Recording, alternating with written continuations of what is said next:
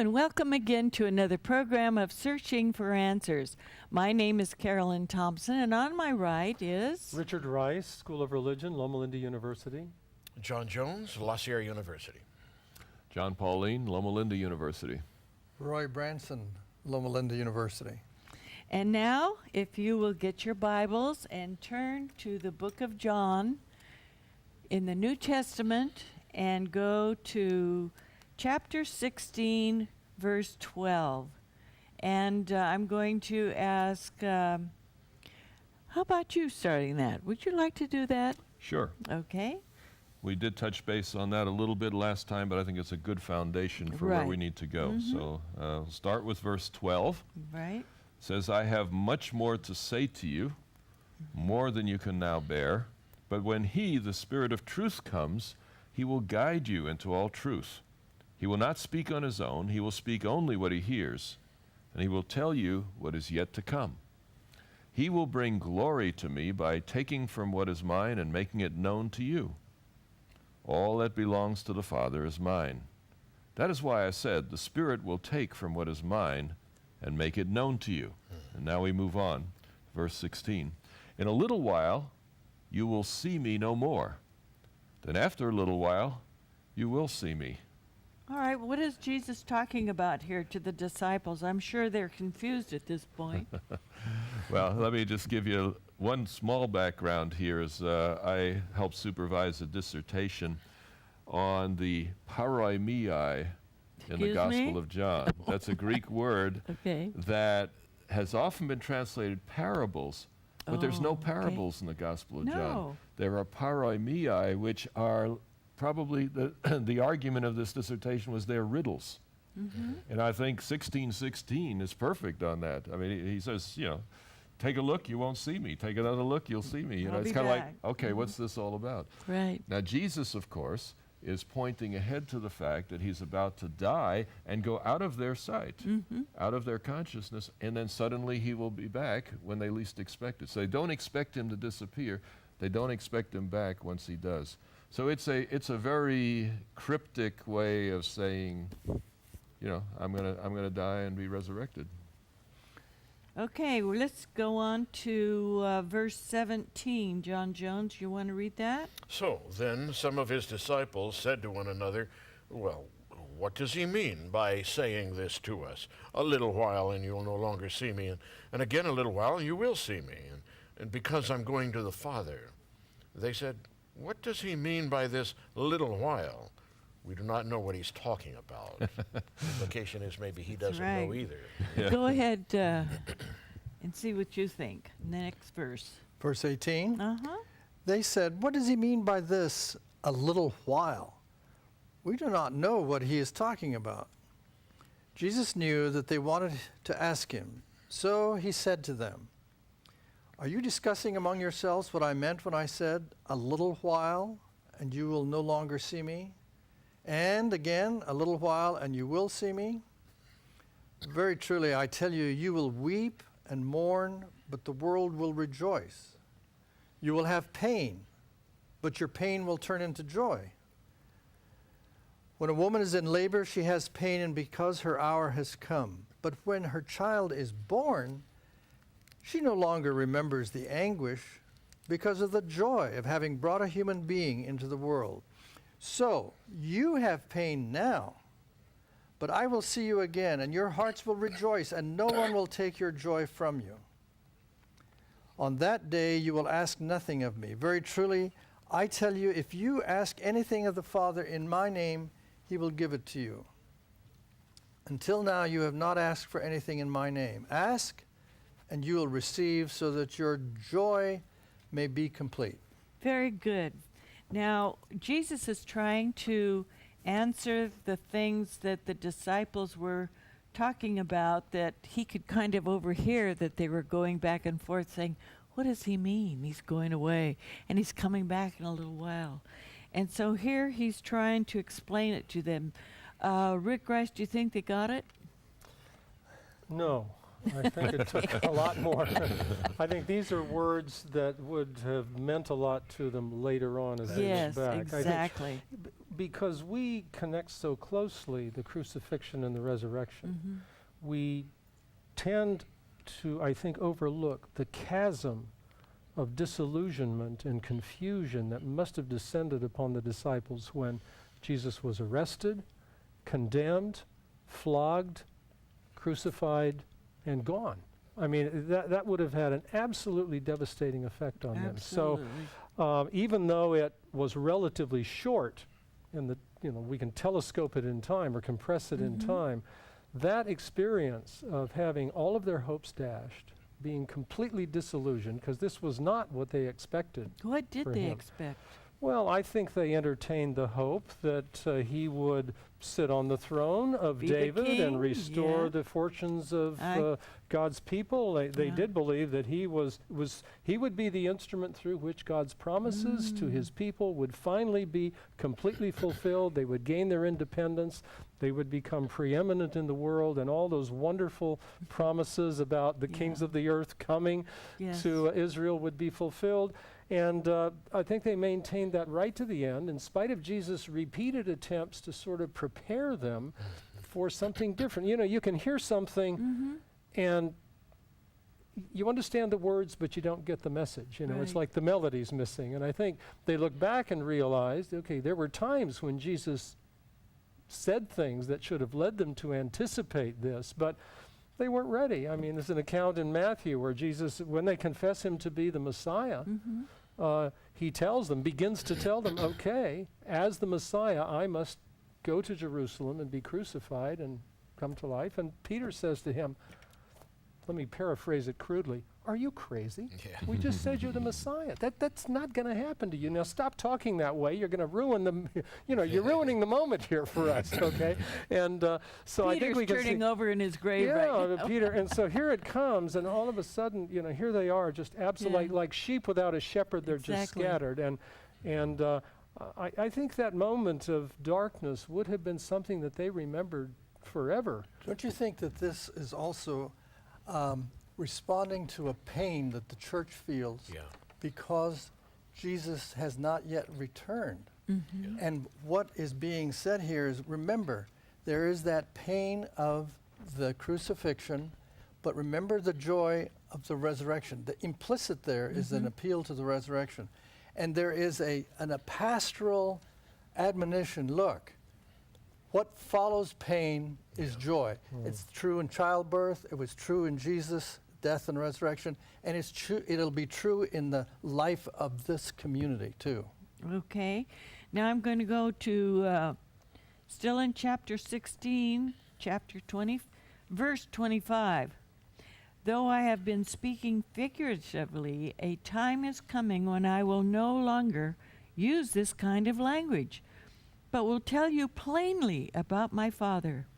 In that day you will ask in my name. I am not saying that I will ask the Father on your behalf.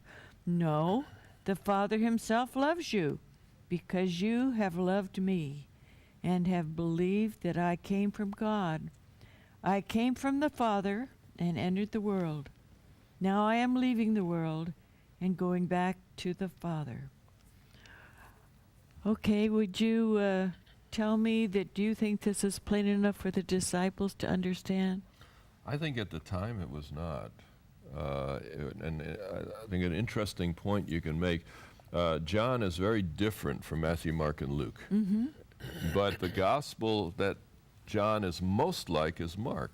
And in Mark, you have the same story told as in Matthew and Luke, but the disciples that get it in Matthew and Luke don't get it in Mark. Oh. And it has been thought, and I think pretty accurately, that Mark is recording the reminiscences of Peter. So Peter, who in many ways was the most clueless of the disciples, really owns up, fesses up in Mark. So I think that the strong sense here is that until the Holy Spirit comes, the disciples are limited in their understanding. And there's a special encouragement for us here, because if you remember from earlier discussions, the Gospel of John is probably it's the last gospel written, maybe the last book of the New Testament written. And around that time, people who knew Jesus personally are dying off. John is the last living last one. disciples. That's see? right. So he's going to be concerned about what? About what would happen to the church after he's gone.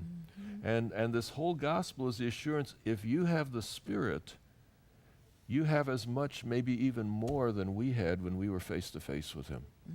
And you'll notice in the Gospel of John, Jesus never touches anybody when he heals. All the time in the other Gospels. Never does it in John. Really? Because the message here is you obey the word.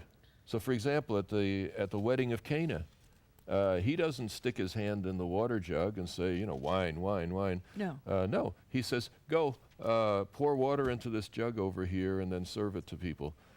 He's not there when the miracle happens. And that's all the way through the gospel. He's not there when the miracle happens. He gives a word. When people buy into the word, it happens. So if you trust the word of this gospel, you can have all the power in your life that was available when Jesus was alive. That was a critical message for that second generation. And I think that's what Jesus is getting at here.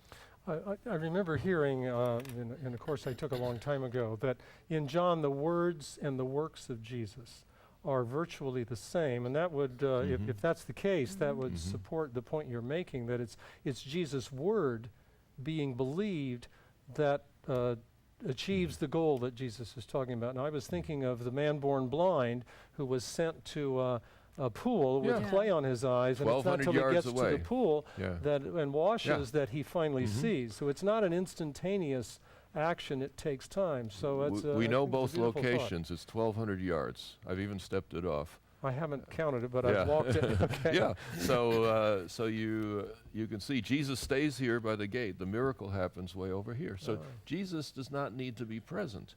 People have to follow his word. And when he says to the blind man, go and wash, when he obeys, the healing happens. So it's the word and trust in the word that effects the work that Jesus promises. Okay. Roy, what do you think? Well, I'm trying to understand or figure out why figures of speech are looked down on, supposedly, in verse 25 on through the last part of 16. All right, what do you mean? Where is that? Chapter 16, verse 25. Right. I've said these things to you in figures of speech. The hour is coming when I will no longer speak to you in figures, but will tell you plainly of the Father, and so on. And I suppose it's part of this whole narrative that John is talking about, where you go from some understanding of God that's a little mysterious to greater clarity. But it seems to me, in a way, you never get away from figures of speech when you're talking about the relationship between God and humans. Okay, read verse 29. All right. His disciples said, yes, now you are speaking plainly, not in any figure of speech. Now we know that you know all things and do not need to have anyone question you. By this we believe that you came from God. Very good. So they're starting to get it, I guess, huh? Nope. In verse 31, Jesus says, you believe at last. That sounds like a statement. It's not. It's irony. Jesus, now you believe. Finally, you believe. go back to verse 29. Stay with 31. No, Stay you go with to 31. 29. Forget 31. How can I do that?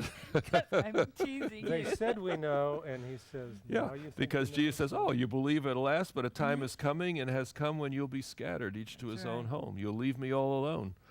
So they're expressing, they think that they've got it. Yeah. And Jesus kind of, now you, at last, Yeah.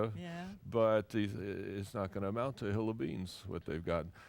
In the Gospel of John, they don't get it until Pentecost Yeah. and That's afterward. And I think for me, the prediction that they would go through this served ultimately to be a source of encouragement. Maybe a little like when the doctor or the dentist, I don't want to wallow in medical metaphors here, but when he says, look, this is going to hurt for a while. Yeah. But on the other side of it, you'll feel better, it'll solve the problem. But oftentimes a regimen of therapy involves going through a time and then remembering in the middle of that this is for a short time and there's something better, made sense out of it. So they could look back and at their disappointment and their darkness without total disillusionment. In other words, I think Jesus was trying to prepare them for the tremendous crisis they would face. Let me explain something really quick, John Jones, you're because next. otherwise what I just said might not make sense to some of our viewers. Okay. It's a pattern throughout the gospel. That's right. Jesus says something totally inscrutable. Somebody says, "Oh, I get it," and then they explain what Jesus just said, and then the author takes it away. He says, Yeah, "No, you yeah. didn't really get it at all." You know, and he explains that it's something totally different than what they were getting. So in that context, of about 20 or more times in the gospel, then Jesus says, "Oh, now you get it," and then he goes on to say, "You know, you didn't really." Yeah, Okay, that's right. John That Jones? misunderstanding is a standard pattern. Yeah. And The last couple verses there. it goes between earthly understanding and spiritual enlightenment always Okay. there. Yeah. No, Rick, the doctor does not say this will hurt. What he says is you may experience some discomfort. Yes, thank you for that. The word pain never enters Never the enters my vocabulary, that's Never. right. But you know- Slight discomfort Yes, that's right. should be expected here. Yeah. Even so, I think that the distinction here, this shift back and forth between figures of speech, in Aramaic that's a mashal, and it may be a parable, it may be a riddle, it may be a challenging saying of some kind. And the figures of speech on one hand, and direct plain speech on the other, is beginning to set up a shift that is going to come between Jesus being experienced by the disciples as a mediator between them and the Father, to a direct relationship between them and the Father, without having to have that, without having to have Jesus mediating in that sense, because the Father loves you. Now that's news. And I think it's news that we need to still hear these days as well, isn't it? Okay. So we were looking then at Verse 31. yeah, right down here toward the end. Jesus answered them, "Ha ha, now do you believe?" Or it can be a question or an exclamation point. "Ah, now you believe." Yeah, you can translate either way. "The hour is coming, and indeed has come, when you will be scattered, each to his own home, and you will leave me alone. Even so, I'm not alone, because the Father still is with me. But I've said this to you, so that in me you may have peace." The source of the believer's peace is this assurance that Jesus has given them. "In the world, to be sure, you face persecution, but have courage. The world, I've conquered it." Very good. Now, chapter 16 in the verse of John. You know, you really have to read it over and over sometimes to get it, right? It just jumps from one thing to the next to the next. And the disciples, I can see why they wouldn't get it all the first time around. Yeah. Even Jesus says that I've been speaking figuratively, but a time is coming when I will no longer use this kind of language, but will tell you plainly about my Father. So, shall we go on with chapter 17, or does anybody want to Well, make a remark? I'm wondering, the verse you Okay. just read raises the question, "The hour is coming when I will no longer speak to you in figures, but will tell you plainly of the Father." Mhm. This is right on the verge of the end of his time with the disciples. So what That's is right. he referring to? When and how and where will he be making this direct speech if, in fact, he's going to leave them and It's the leave them Spirit. with the Spirit? It's the Spirit, isn't it? That's going to make plain what Jesus wants them to hear. What alternative is there? That's why he's called Spirit of Truth in verse 13. That's unique to John, that title. It doesn't appear elsewhere. But it's truth that has content and substance, revelation. Direct, clear understanding and So it's insight. through the Spirit that Jesus will Yeah. continue to speak and speak And plainly. that's likely to be the case. One other option is at the second coming, which is rarely referenced in the Gospel of John, but you do have it in the beginning of chapter 14. You know, I go away in my Father's house, many mansions and all that, and then I'll come and receive you unto myself. So one option there is to see that at the second coming, things become plain. Up until then, everything's metaphor. But when we see God face to face, then we can understand things more directly. Let me ask a question based on your comment that the the second coming is not referred to that often in this gospel. Is that because the gospel is designed to reassure and comfort and build the community in the meantime? And so these are people, this is a Roy Branson question, okay? Thinking about the people who are reading this in their situation, they are ones, the end has not come as soon as many of them hoped. Yeah. And so this gospel would mean very much to them because it's an assurance. Yes, there is a final reunion when Christ returns, but in the meantime, He's with us. He hasn't abandoned us. He's here. He's made the Father available to us, and now He's available through the Spirit. So don't despair in the meantime, because you do have Christ in the presence of the Spirit in your community. Is that a fair inference from what you... Okay. Don't you think it's also an affirmation of the period before the Lord returns? Yes. Where the church has this Spirit, which is God. And that is a very high ecclesiology, if you will. Yes. It's a very high understanding of the nature of the church. The church is God's presence in the world. Yes. That's the affirmation. That's here. right. What's what? It's the study of the church. It's the Okay. Yeah, ecclesia is Greek word for church, and theology is sort of to study. To study. Yeah. Okay, shall we go on, or does anybody want to talk about something else in chapter 16, which is, there's many things to talk about here, isn't there? I think we've touched on it, but I just want to bring out verse 12. I think is such a significant one. I have much more to say to you. If I can remember my own translation from the Greek, he says, I have many things to tell you, but you can't handle them now. Right. You can't handle the truth? Yeah, exactly. Is that what we're saying? And I think it's a very important concept that often there are limitations on our understanding, not because God isn't willing, but because we ourselves are not willing. There's areas we will not go. And I think a teachable spirit is one of the most critical characteristics of a believer, because when you're teachable, that means you can grow. But the scary thing is, if you're teachable, it means you're open to change. And a great barrier, I think, fidelity to tradition is a very important concept. I mean, we don't just throw out the past, but if we're not willing to grow, we're not teachable. And if we're not teachable, we end up with this brick wall that Jesus himself expresses in this text. Well, when we get to heaven, there's going to be a fair amount of people that don't even know Jesus' name. And they're asked questions about what are the nail prints in your hand and so forth and so on. So I think that when we get to heaven, as you have mentioned about being teachable, we'll be teachable in heaven because He has many things to tell us. Well, these people you're referring to, whether they might have been pagans or whatever, these were teachable to what light that they had available to them. And God recognized these are safe to save because they will continue growing and learning and Very good. through eternity. Very well. So, the four of us here are academics, so we all love the academic life, at least maybe at times more than others, but my vision of an ideal environment would be one where you're constantly learning. So for me, a university is a wonderful model for heaven. Yes. It doesn't always have the same impact on my students, I must confess. But the idea where you're constantly learning and growing, and maybe this is a wonderful promise of the life to come, that it will be one in which our understanding and our relationship grows and grows incessantly. It brings new meaning to continuing education, right? Yes, it does. And I was thinking of something else. We had a visitor to our campus from another institution, and she's a very effective teacher there, has received many awards.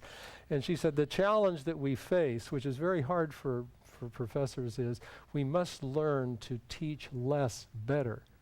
Be sure that our students get it. And so it's almost as Jesus is somehow conceding, there's a whole lot more I could give you, but I've got to bear in mind how much you can take right now, and I'm going to give you everything you can handle and hope that you remember some of it because later on you'll need it. Sure. Of course, that model, Rick, that educational model, there is one difference in that we will have all already passed the final exam. Well, yes, okay. Which of course, it's a postgraduate program. Well, continuing education. But there's nothing more gratifying, at least in my experience, than having somebody who studied with you later on coming back and saying, what we covered in your class, that's been really helpful. Yeah. Now, I wish it happened on a daily basis. I think I can count on the fingers of one hand. But when it happens, you remember it because they look back and say, I was prepared for some situations and I appreciate what I learned. And I think there's a sense in which Jesus is assuring them that will take place. In the closing seconds here, we do need to recognize the implication, though, that not all new light is deferred to the hereafter. New light goes on here and now in the life of the church. What is being prepared here is the way for people standing up in the congregation, in the early church, saying, as prophets, I have a word of the Lord for you tonight.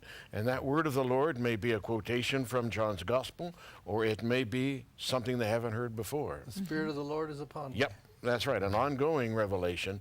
That is something that I think we easily forget when we tend to close up the Bible as if it were demarcated for us. Well, and to tie those two thoughts together, the attitude toward truth that we will have in eternity is the one we've developed while we were here. And so if we develop the willingness to learn and to grow here, then eternity will just be a little blink and we'll just continue on that line. But the person who has had difficulty learning and growing and changing, I think will find eternity very challenging. Certainly, most of our preconceived opinions will be shattered the minute we get there. Well, on that note, this is Carolyn Thompson for Searching for Answers, and I can't wait to get to heaven, and I'm sure you can't either.